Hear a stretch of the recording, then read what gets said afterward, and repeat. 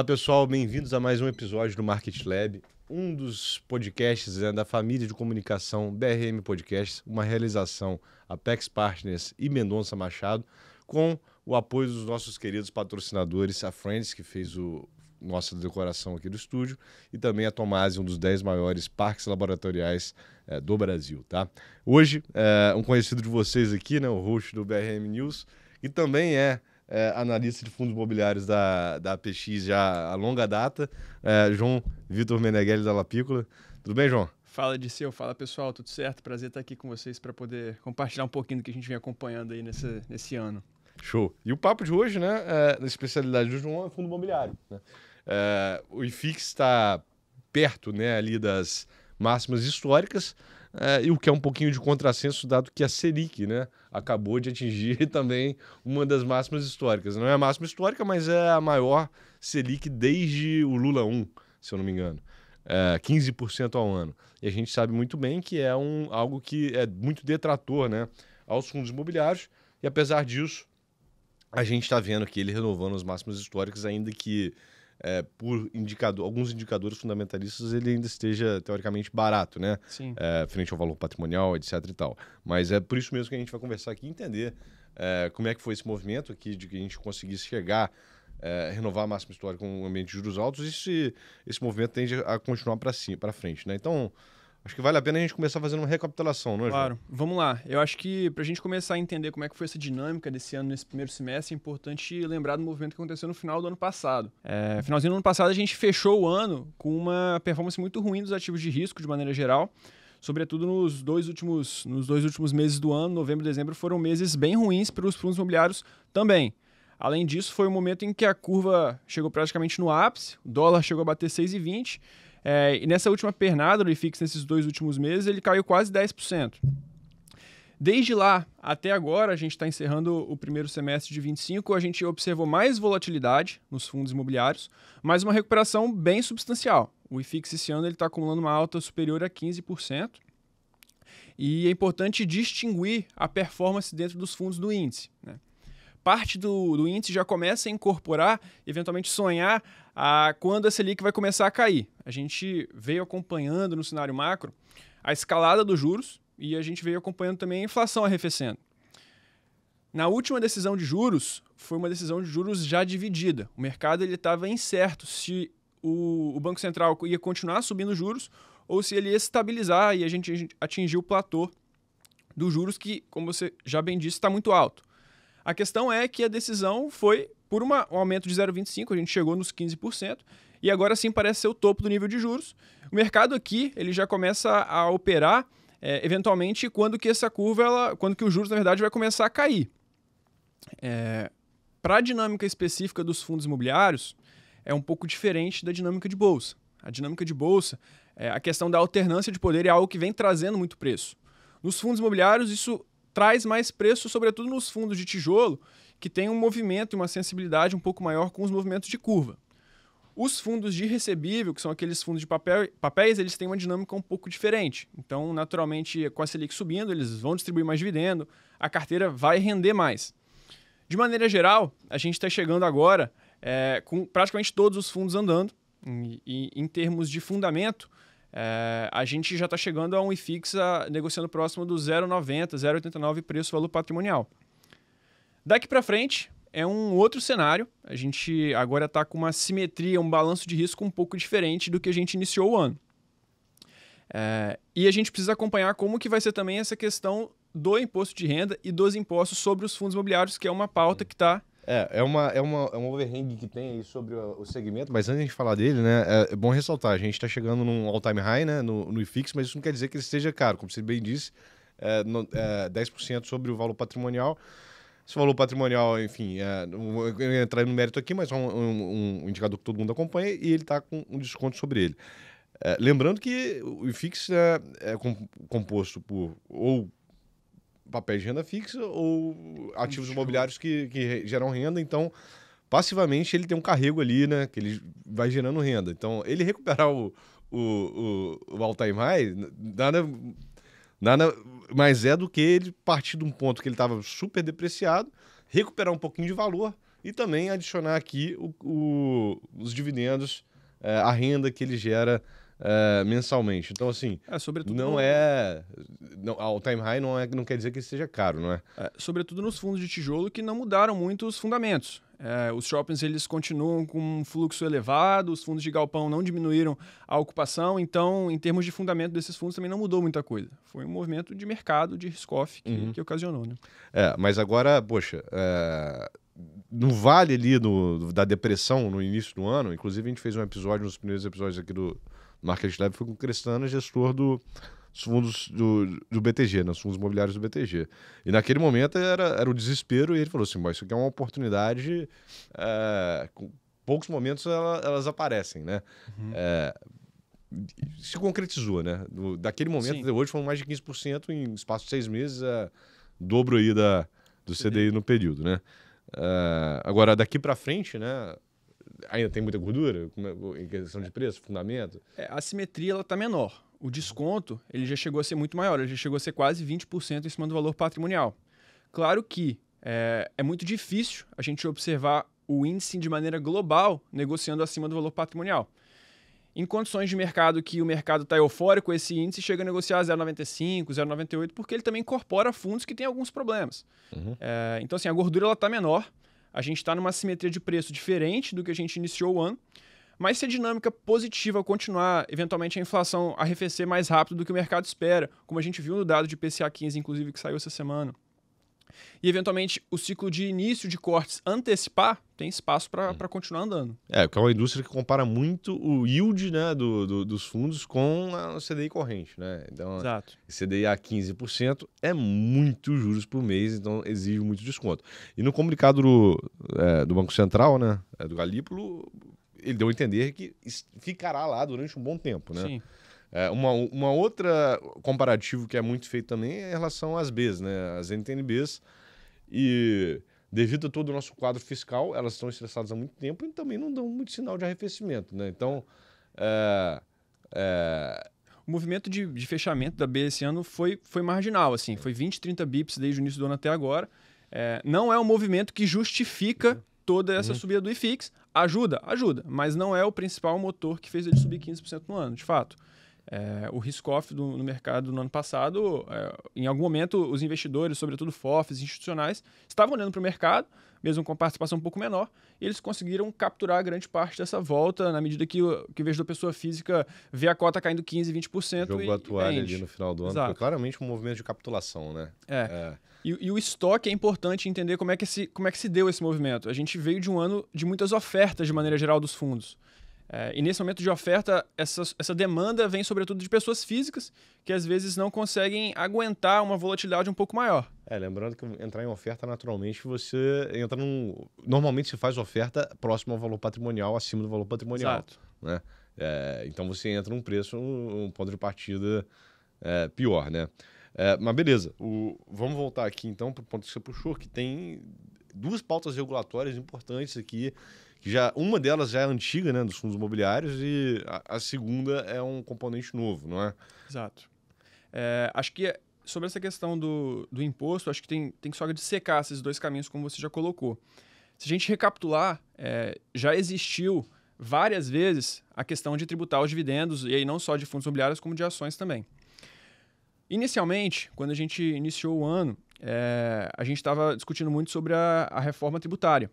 E na reforma tributária, ela dizia, estava escrito no texto, que os fundos imobiliários teriam dois impostos incididos diretamente sobre a receita, o CBS e o IBS.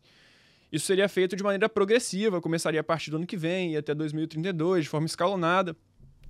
Mas que na ponta final, o resultado disso vai ser um dividendo menor para o cotista, um total return menor para quem já tem posição, e isso mexeu, de certa forma, com o mercado. E quando a gente fala de fundos imobiliários, todos os fiagros eles também estão representados dentro da classe de ativo. E isso é bem representativo dentro do Congresso, sobretudo quando a gente olha o tamanho da bancada. Agro. E é uma fonte de financiamento importante. Então, lá no início do ano, a gente esperava que o Congresso derrubasse essa questão.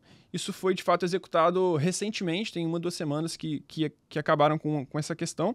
Então, o Congresso ele derrubou esse veto do governo, e esse risco de tributação dos fundos imobiliários diretamente na receita, por causa do CBS e do IBS, hoje ele já não está na mesa.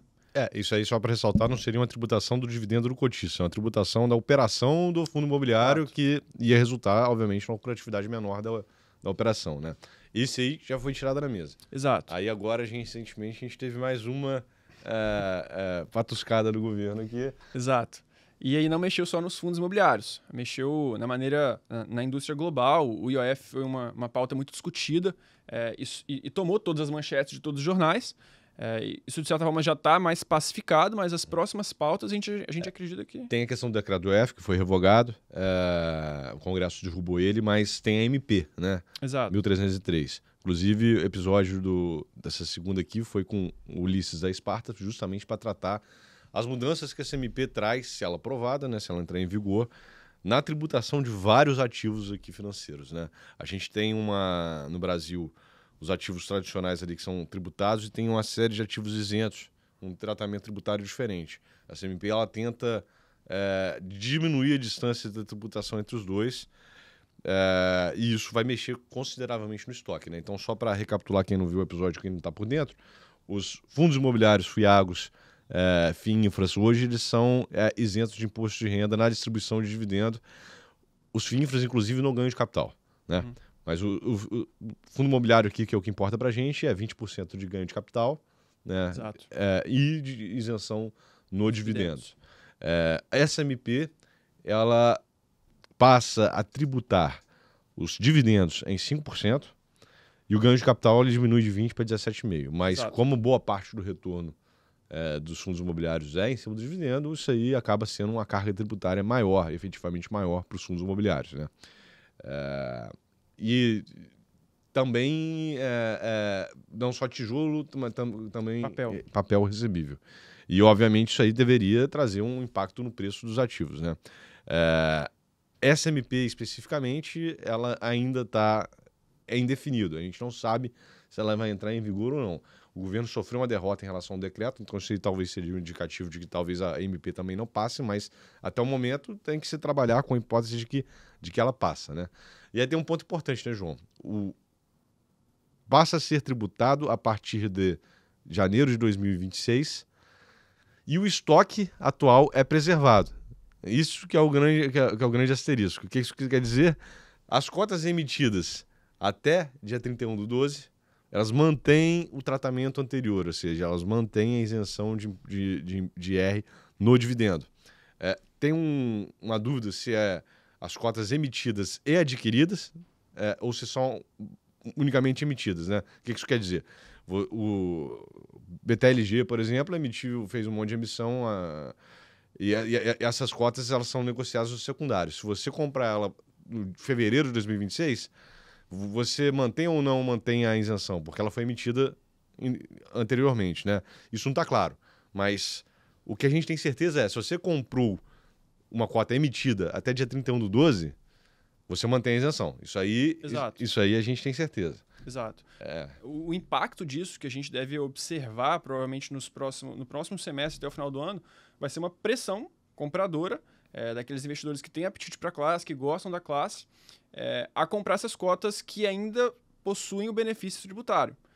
Como você disse, não está claro como vai ser isso a partir do ano que vem, se eventualmente os fundos vão ter que criar uma outra cota, classe A e classe B, para eventualmente diferenciar o que é estoque e o que são novas cotas. Mas é uma medida que está em discussão. Eu acredito que agora deve começar a ganhar um pouco mais de força à medida que o IOF já foi pacificado, que era a principal questão que estava sendo discutida até então. E é uma indústria importante para o agro e para o financiamento imobiliário também. E isso eventualmente pode impactar o preço dos ativos, como eu disse, e ajudar o IFIX a continuar performando no ano que vem sendo destaque entre as classes de ativo. Aí a gente tem... Bom, você tem a corrida da pessoa física que não trava a isenção, né? Mas aí também o gestor, né? Ele também para pensar e, poxa, a gente tem que aproveitar para poder emitir com isenção, né? Exato. Fazer novas emissões. Só que não está tão simples, né? Como você disse, ainda há um desconto relevante na maior parte dos fundos. A gente pode ver até o final do ano aí, mesmo num ambiente Selic de 15%, motivada a essas questões regulatórias, pessoal vindo ao mercado tentando captar? A gente começou a ver um movimento incipiente nessa direção. A gente observou alguns fundos já vindo no mercado captar. O pessoal da TRX conseguiu fazer uma captação relevante, parte dela foi em cotas, o que ajudou o apetite. Mas alguns fundos imobiliários e algumas placas mais renomadas do mercado já começaram a se movimentar nesse sentido. E aqui, Disse, eu acho que é importante separar em dois caminhos. Os fundos listados e os fundos setipados, né? Os fundos listados, que é isso que a gente está conversando, eles de fato dependem de uma janela de preço, né? Alguns fundos da Quineia, alguns fundos de recebível, é até provável que a gente consiga ver emissões até o final do ano, porque esses fundos, sim, eles costumam negociar, mesmo em momentos de estresse, mais próximo do seu valor patrimonial. Nesse momento que o mercado está um pouco mais eufórico, chegando no all-time high, esses fundos estão chegando muito perto do valor patrimonial. Então, eu não ficaria surpreso se, eventualmente, a gente observar emissões relevantes de placas grandes no mercado até o final do ano. O outro ponto que eu comentei são sobre os fundos setipados, que são aqueles fundos que não são negociados em bolsa, mas que também seguem, que são fundos imobiliários, de maneira geral. E eles seguem a mesma divisão que a gente comentou anteriormente, né? Fundos de papel e fundos de tijolo. Esses aqui, eles não dependem necessariamente de uma janela de mercado para captar. Esses fundos, eles negociam no valor patrimonial, tá? E o perfil de cliente aqui é um pouco diferente, né? A gente tem um cliente que gosta de uma renda mensal, que eventualmente não quer ter a volatilidade na cota, são veículos geralmente de prazo definido. Então, esses fundos provavelmente vão continuar também na esteira de captação, como a gente já veio acompanhando no último ano e meio, sobretudo das principais casas, né? BTG, XP, eles têm fundos relevantes nesse sentido. A questão aqui é que a gente pode acompanhar também, a depender de como for a dinâmica de preço do mercado aqui até o final do ano. Se o mercado se animar demais, a gente pode começar a ver fundos setipados indo para o ambiente listado. É uma questão que a gente já começou a observar, mas que depende da janela de preço, depende do ambiente econômico e político ajudando, o que é um movimento que não seria surpreso se o IFIX andar mais 10%, 15%, a gente pode observar algo nessa linha. Mas não é o cenário base hoje. O cenário base hoje são os fundos... O IFIX andar mais 10, 15% no restante do ano não é o que você espera, né? Bom, você já falou aqui, né? O IFIX tem muita coisa lá dentro, né? Você tem fundo de tijolo, shopping, laje, galpão, tem fundo de papel. Então vamos conversar um pouquinho aqui da diferenciação entre os diversos segmentos do IFIX, né? Porque apesar aí da foto boa no ano, né, que é fruto de um preço muito deprimido do final do ano passado, a gente tem que olhar para frente agora. E aí, você já falou, a perspectiva, a assimetria já não é tão boa, mas você tem vários segmentos diferentes e tem coisa para tudo quanto é gosto, né? A Selic, ela está a 15%, ela vai permanecer a 15%, a não ser que algo, no futuro próximo, até o final do ano, algo muito positivo aconteça. Então vai continuar sendo um custo de capital enorme, né? Você tem que exigir retorno para as coisas para poder tomar risco. Mas dentro do fundo do IFIX você tem ali um segmento que é exatamente de renda fixa, né? Exato. Os recebíveis. E aí nesse ambiente, apesar aí de a lógica ditar que a Selic seria ruim para o IFIX, esse segmento hoje é praticamente metade do IFIX, né? E tem bastante opção. Exato. A gente vê alguns fundos, inclusive os mais relevantes, são fundos de papéis e FIINFRAs, que ganharam muito espaço também recentemente. De maneira geral, todos esses fundos eles carregam papéis de renda fixa, debêntures, CRIs, sobretudo. E a carteira deles gira em torno do recebimento de juros desses ativos e distribuição disso para os cotistas. Então, esses fundos, no ambiente de Selic alta, à medida que eles têm uma carteira indexada CDI mais 1,5, CDI mais 2, eles vão continuar rendendo e distribuindo um dividendo maior para o cotista à medida que a Selic sobe. Agora, nesse momento que a gente está na Selic em 15%, e deve se manter em 15% por um período até que o Banco Central inicie o ciclo de corte, o dividendo ele vai continuar a ser muito atrativo e ainda é isento. Então, isso tem o apetite da pessoa física, a pessoa que tem perfil que gosta do pinga-pinga todo mês e a classe de ativo que consegue entregar isso para o cotista na ponta final de maneira isenta. E quando a gente fala desses fundos maiores, eles têm uma certa manutenção no nível de distribuição. Então, não é para ter surpresas à medida que a gente está falando de carteiras de crédito high grade, de empresas sólidas e carteiras diversificadas. Que muitas vezes a gente vê o investidor procurando uma debênture só, um CRI em específico, e abre mão da diversificação. Esses fundos eles conseguem proporcionar, além da diversificação, a gestão profissional uma carteira que consegue entregar dividendos de maneira recorrente e sólida. Aí, para FII de recebível especificamente, o mercado já está mais consolidado, tem mais tempo, a gente já conhece quais são as gestoras, tem um track record mais longo. É um investimento mais simples de fazer, porque por que eu estou fazendo esse contraponto? Tem os Fiagros, que também tem bastante Fiagros de recebível. Sim. E o Fiagro ele foi um veículo que foi inventado, começou a ser disseminado ali 2021, né? Então, agora, naturalmente, você tem uma curva de maturação da indústria, né? Sim. Os players entendendo como é que opera nesse mercado. É muito diferente o agro do mercado imobiliário. E, poxa, a gente teve uma série de problemas aqui nos Fiagros, tanto de terra quanto de recebível. Mas como a gente está falando de recebível, né? E aí, poxa, a história dos dois é bem diferente, né? E o ponto de partida também. Como você disse, poxa, pegar um FII high grade alocado em CDI é uma decisão até simples de ser tomada, né? Agora, quando a gente vai para Fiagro, essa decisão não é tão simples, né? Não, é uma dinâmica bem diferente, são indústrias bem diferentes e as gestoras elas precisaram se adaptar a isso. As boutiques da Faria Lima, às vezes, não têm o conhecimento de chegar perto do produtor, de entender qual que é a dinâmica dele. Então, a gente viu, por muitas vezes, vários veículos e vários fundos enfrentando dificuldades nas suas operações. Vários fundos tiveram que renegociar, eventualmente, as dívidas, alongar o prazo de vencimento, alongar as durations, e isso impactou, no final do dia, o dividendo do cotista, que por algum período ficou sem receber e, por conseguinte, mexeu no preço da cota.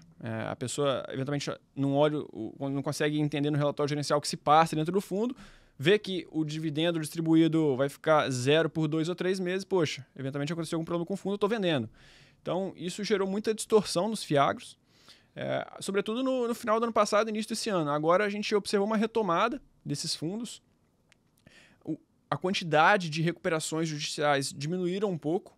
Aquela volatilidade um pouco maior que a gente observou agora está um pouco mais reduzida, mas é uma classe de ativo que o investidor pessoa física gosta.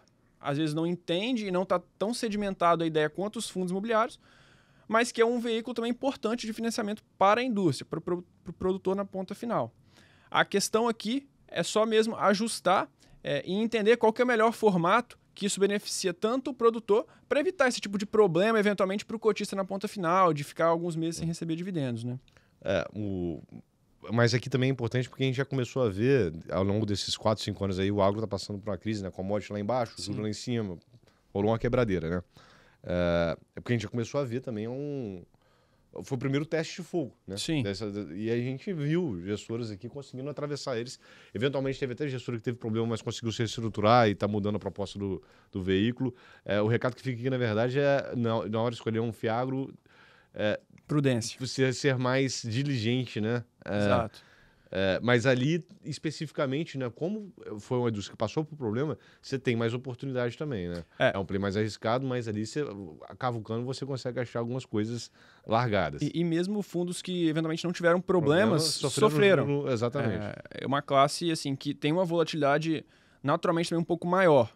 O histórico é menor, a liquidez é um pouco menor, então, nesse momento de estresse, é de se esperar um movimento mais agudo desses fundos. Então, se no final do ano passado o IFIX chegou a cair 10%, a gente observou Fiagros caindo um pouco mais de 20%, 25%.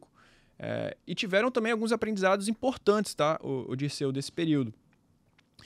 Alguns fundos se movimentaram no sentido de, poxa, o mercado precifica o meu fundo valendo 0,5 preço-valor patrimonial, e meu fundo não vale isso. Eu consigo, eventualmente, liquidar essas operações de forma antecipada, amortizar isso tudo para o cotista e entregar um retorno maior.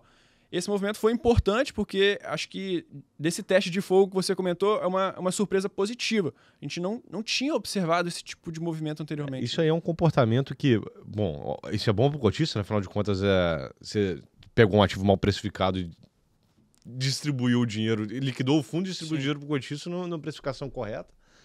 E algo que os gestores não são estimulados a fazer, pelo contrário, né? Porque ele está acabando com um veículo que ele ganha dinheiro, taxa de administração, taxa de performance em cima. Esse tipo de comportamento é legal ver, porque mostra um alinhamento da gestora com seus cotistas, além da simples... da simples gestão do dia a dia que eles têm que fazer nos fundos, exatamente. Né? É algo que você tem que se valorizar quando acontece a gestora tomando esse tipo de atitude. Bom, para a gente caminhar aqui para o final, João, agora, por fim, a gente tem também os fundos de tijolos, né? Sim. E aí a gente tem as 3 principais classes, no final das contas, é a logística, né? Shopping imobiliário shopping e lajes. A laje, ela vem em um período de dificuldade desde a Covid já há um belo não tempo. Se recuperar para o nível anterior. E aí continua sendo patinho feio, né? Dentre os 3 segmentos de fundos de tijolo, é aquele que está negociando com preço, valor patrimonial mais abaixo ainda. É uma vacância um pouco mais elevada. E a dinâmica é bem diferente quando a gente olha para os fundos de shopping e galpão logístico. Os principais nomes da indústria operam com uma vacância baixíssima, contratos de longo prazo, inquilinos conhecidos e renomados, com um risco de crédito muito, muito baixo. Então, naturalmente, a precificação desses ativos são feitas de maneira diferente. Nessa retomada do IFIX nesse ano, os fundos de tijolo performaram muito bem também. Ainda não chegou no momento da indústria como um todo caminhar para um momento de oferta mais agressivo, igual a gente viu nos últimos anos. Precisa com que os fundos andem mais um pouco ainda. Mas se a gente continuar nessa toada que a gente viu nesse primeiro semestre, isso não deve demorar. Como eu comentei, né? Teve um fundo de tijolo já captando, TRX, conseguiu captar praticamente metade do que eles queriam. Então é um movimento importante. Tá, nesse sentido. Bom, João, para finalizar, a gente viu... Aí é um movimento que não foi só específico dos fundos imobiliários, não, né? A gente teve um boom de gestoras ali. Então, o final do governo Bolsonaro, juros baixando, gestora pipocando para tudo quanto é lado, gestora de ação, gestora do multimercado. E essa indústria sofreu bastante nos últimos 3 anos e passou para uma consolidação. E algo... talvez não na mesma magnitude, mas semelhante, que acontece também na indústria de fundos imobiliários, né? Exato. A gente observou um movimento de vários fundos, de várias gestoras captando, no movimento que o mercado estava eufórico, onde o dinheiro estava mais fácil, né, de colocar para dentro. Só que quando a gente observa esses momentos mais acentuados do mercado, às vezes nem todas as gestoras conseguem eventualmente se defender ou a cota sofre muito. E nessas gestoras menores é um pouco mais difícil todo o processo de comunicação para o cotista, de explicar tudo isso que está acontecendo. Então, é um movimento que a gente observou de consolidação da indústria de maneira geral. A gente observou a Pátria fazendo um movimento muito forte, adquirindo gestoras, a VBI, os fundos da Credi, que deixaram de operar aqui no Brasil. Então, hoje eles têm um arcabouço de fundos que cobre praticamente todos os setores do IFIX e vem se expandindo. Além disso, mais recentemente, o movimento do próprio BTG incorporando um fundo de galpões logísticos um pouco menor, o SARI 11, é importante também de acompanhar. O segmento, talvez, que a gente não viu uma movimentação tão grande nesse sentido, são os fundos de lajes. Nesse aqui, como a gente comentou, uma classe que não performou tanto e que a gente não viu tantas movimentações nesse sentido. Mas é um movimento que a gente pode continuar esperando para os próximos meses, sobretudo quando os fundos voltarem a captar. Aí sim, eu acredito que os fundos vão ganhar mais corpo, vão trazer mais cotistas para a base e eventualmente vão continuar esse processo de compra de gestoras um pouco menores. Tá certo. Então, João, para finalizar, né, vamos fazer um sumário aqui. O movimento ele foi advindo também de um ponto de partida muito ruim, né? Esse retorno bom que a gente está tendo no IFIX desse ano. A assimetria agora, né, a gordura para frente diminuiu, mas os fundamentos são bons e tem oportunidade, principalmente no curto prazo, quando a gente olha para a renda fixa high grade. Toma cuidado aqui com que é high yield, né? Afinal de contas, o juro alto, o risco de crédito aumenta, né? E já estamos olhando aqui, né? A Selic o próprio Banco Central já admite que esse aqui é um platô, provavelmente não teremos altas, se a gente não tiver nenhuma surpresa negativa relevante, a gente não vai ter alta adicional, o mercado agora começa a olhar a outra ponta, né? Quando ela começa a cair. E que vai começar, esse papo vai entrar no final do ano e vai começar a coincidir também com o debate eleitoral. É uma combinação explosiva e tem que ficar de olho, tem que ficar atento, né? João, exato. Muito obrigado aí pela participação. Pessoal, muito obrigado a todos. Para vocês não perderem nenhum episódio, se inscrevam aqui no link do canal. Tem podcast de tudo quanto é tipo de assunto, tá? Saindo episódio novo de segunda a sexta. E também tem aqui o João, um dos hosts aqui do Apex News. Se vocês estão querendo se manter antenados aí do que acontece, todo dia tem um boletim diário de notícias lá também, tá? Pessoal, muito obrigado. Um forte abraço a todos.